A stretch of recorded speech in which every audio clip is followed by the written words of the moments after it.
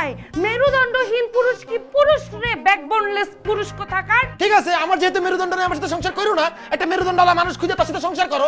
সৎসাহস তো নাই ডিভোর্স দেওয়ার, খালি পেন পেন পেন পেন করে মাথাটা খাইতে পারো।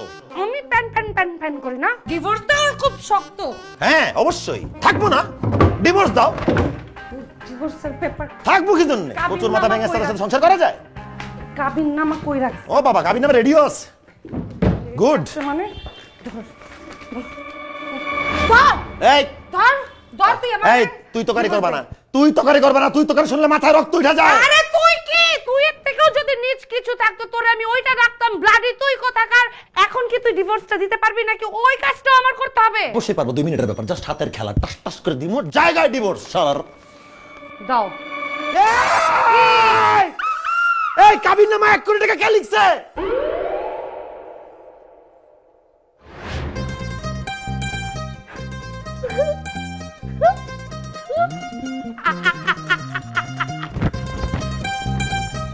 আমার তো কপাল খুলে গেছে।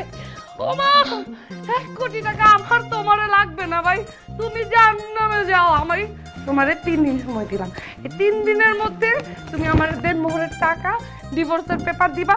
তোমার মতো ভাদাইম্মার সাথে সংসার হবে না। শোনো, তোমার কোনো কপাল খুলে নাই, তুমি ষড়যন্ত্র করে আমার ফাঁসায় তোমার কপালটা খুলাইছো। আমি বুঝি না, বিয়ের দিন দেনমোহর লিখতে বলছিলাম 10 লাখ টাকা, এখানে 1 কোটি টাকা কে লিখছে?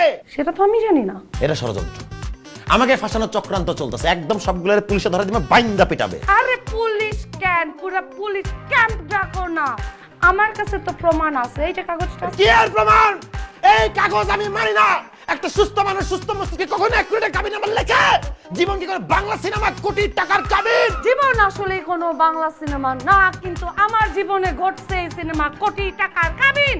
আমি এখন কাবিননামার থেকে দেনমোহরের টাকা চাই ভাই। তোমার সাথে তো বলছি সংসার করব না, 3 দিন তো সময় দিয়েছি তোমারে। তুমি 3 দিনের মধ্যে কেমনে টাকা জোগাড় করবে সেটা তুমি জানো। খুব ডিভোর্স দেওয়ার একদম উঠা পড়ছিল না, একদম উতলানি উঠছে ডিভোর্স দিবা। দে এখন ডিভোর্স, তুই আগে কোটি টাকা দিবি 3 দিনের মধ্যে, তোর সাথে আমি সংসার করব না।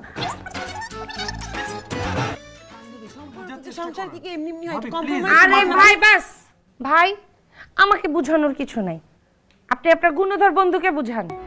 আমি তো ডিভোর্স দিতে চাই না, আমার তো ডিভোর্স দরকার নেই, তার ডিভোর্স দরকার। কে দিতে বলেন? ভাবি কি করবেন? মুখ ফসকে বের হয়ে গেছে। দোস্ত তুই কিছু বলতেছিস না কেন? রাত গিয়া তো বাদ গিয়া। কিসের রাত গয়া তো বাদ গয়া? কাবিননামায় 10 লক্ষ টাকার জায়গায় যে 1 কোটি টাকা লেখা, এটা কি এমনি এমনি লেখা হইছে? আমার তো মনে হয় এটাই 2 বান্ধবীর সূক্ষ্ম ষড়যন্ত্র। আমি নিশ্চিত ওরা এটা চক্রান্ত করে করছে। এই যে ভাইয়া, আপনাদের সম্পর্কের মধ্যে কিন্তু আমার টানবেন না। আর আপনি এটা কি বললেন? আপনি কিন্তু একটু বেশি বেশি বললেন। আমি আপনাদের কাবিননামার টাকা কেন বাড়াইতে যাব? আমার কোনো ফায়দা আছে?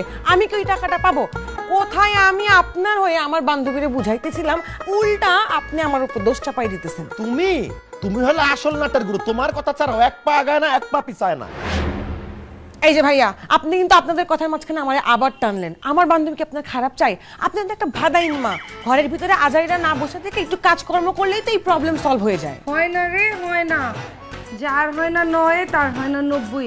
উনি সারা জীবন ওই থিয়েটার ঝাড়ু দিয়ে যাবে, থিয়েটারের মুখ উজ্জ্বল করবে, সেই উজ্জ্বল মুখে আমরা আমাদের চেহারা দেখি। খবরদার, থিয়েটার নিয়ে একটা বাজে কথা বলবো না। থিয়েটার নিয়ে যে কোনো শব্দ আমি অ্যাকসেপ্ট করব না। থিয়েটার আমার প্যাশনের জায়গা। ও আমার প্যাশনের জায়গা। থাকো তুমি তোমার প্যাশন নিয়ে, আমারে ডিভোর্স দিয়ে দাও, সাথে আমার 1 কোটি টাকা দাও, আমি জায়গা তারপর যা খুশি করো। আমার কাবিননামার টাকা দিয়ে যে ডিভোর্স দিলে হয়ে যাবে। 1টা টাকাও দিচ্ছে না, একটা কানা করিও দিব না। বরং তোমাদের দুজনের নামে মানহানির মামলা করব। কি করবা? শুনো নাই, মানহানির মামলা করব। করো। থাম বন্ধু, ডেঞ্জারাস কেস এটা। রাখ তোর ডেঞ্জারাস কেসের আমি খাতা পড়ি। ওরে বল, কাজীর কাছে যাব, যার পর ওর জায়গা মতো দুটো বাটাম দিলে সত্যি কথা সুর করে চলে আসবে। আমার এত টাকা পড়ে নাই। ওরে বল যে আমি কাজী অফিসে যাব না, যার টাকা সে যাবে। দেখছস, আসল কালপ্রিট আমি বলছি না? এরা ষড়যন্ত্র করছে, নাহলে কাজীর কাছে যেতে চাচ্ছে না কেন? এত কিসের ভয়, এত কিসের কি ষড়যন্ত্র বুঝি না? আসছে। এই থাম ভাইয়া, আপনার আল্লাহর দোহাই লাগে, প্লিজ থামেন। আমি বুঝতেছি না কাজী অফিসে গেলে প্রবলেমটা কোথায়। চল আমার সাথে কাজী অফিসে চল। আমার তো কাজী অফিসে যাইতে কোনো প্রবলেম নাই, কিন্তু যেই কথাবার্তা ডাইসন আর এই ডাইসের মানুষের সাথে আমি কোথাও যাব না। আর সব থেকে বড় কথা হইতেছে, আরে বেটা তুই পড়ছস গর্তে, তুই বাঘ হইলেও তো এখন মিয়াও করে ডাকবি। এই ওরে বল, আমি সম্রাট। সম্রাট বাঘও না, বিলায়ও না, সম্রাট সিংহ, সবসময় গর্জন করে।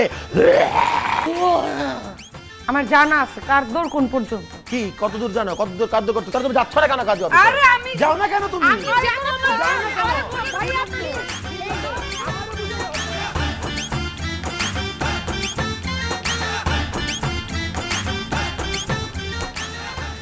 চলো।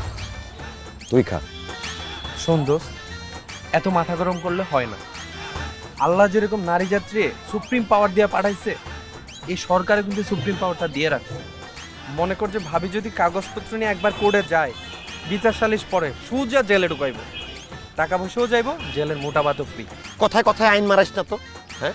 কোর্ট কাছারিতে করস দপ্তরের বন্ধু বান্ধবের সামনে বাহাদুরি। আমার তো মনে হয় ঝামেলাটা তুই করছস। দোস্ত আমি কি করলাম? এই কাজীকে খুঁজে বের করছে, হ্যাঁ? তুই তো সব নষ্টের মূল। তুই হইলে শালা চোর, বাটপার, চামার, সব ইষ্টি আমার। আবাল কোথাকার? দোস্ত এই আবালটাই কিন্তু তোর বিপদে আসছিল। তাও ঠিক। আচ্ছা তুই সেন্টি খাইস না। নেক্সট প্ল্যানটা বলতে কি করবো? মামা ভাবি রে হুম, তো মগজ দুলাই করতে হবে, কিরকম করে? ভাবির বুঝাইতে হবে। কেমনে?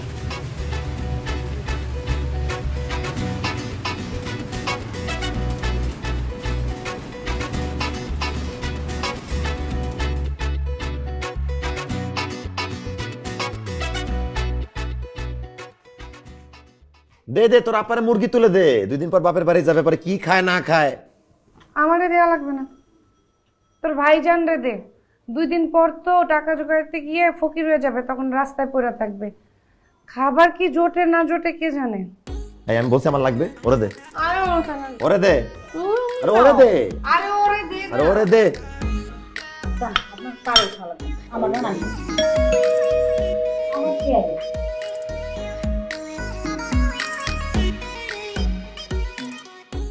আরে খাও খাও, পরে কি খাবা না খাবা পস্তাইবা। খায় নাও না, ডাল দিবে একটু। তুমি খাও, আমি খাইতে পারবো। ভাইজান পুলিশ এসেছে। এখানে সম্রাটকে? জি আমি।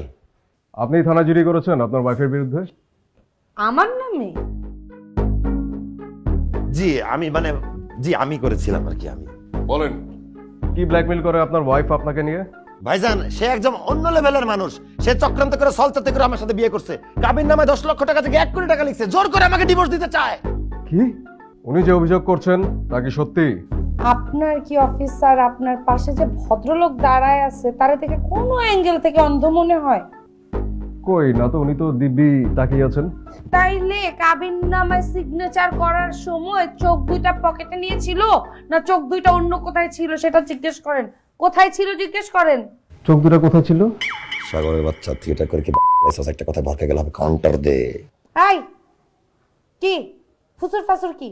আর অফিসার আপনি কোন থানার কি বলেন? চুপ করে দাঁড়াইছেন কেন? বলেন। উত্তরা থানার এসপি আমার দুলাভাই, আমি তার একমাত্র শালী। বলেন। কি বলো, তোমার একটা বোন আছে, তার আবার হাজবেন্ড উত্তর থানায় এসপি। তুমি তো আমাকে আগে কখনো বলনি। আমার বলার প্রয়োজন মনে হয় নাই তাই বলি নাই। আই আমার ফোনটা নিয়ে তো চুমকি। আপনি কোন থানার? বলেন বলেন। এই ইয়ে